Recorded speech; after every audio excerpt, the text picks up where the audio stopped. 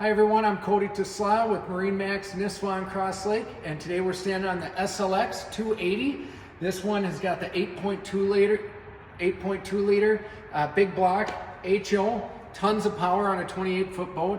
What I love is after this boat, we've got a flip down swim step. We also have a ladder, huge sun pad, and tons of storage underneath here, easy to get to for your floaties.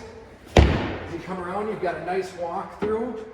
We also, getting on and off at the dock, we've got a flip up step right here, which is really nice. Spot for a cooler underneath. But on top of that, we also have a built-in refrigerator here that you can throw your beverages and leave them out here. There's a spot for a table in the back, tons of storage in the floor.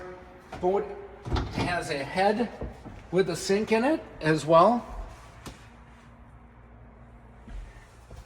As you're driving this boat, something I love, you've got the double captain's chair, giving you the opportunity to sit side by side as you're cruising. Observer seat here that flips around, keeping your passengers all tight, with your table in, that you can all be sitting and hanging out together. As we go towards the front, you've got your windscreen that flips shut right here.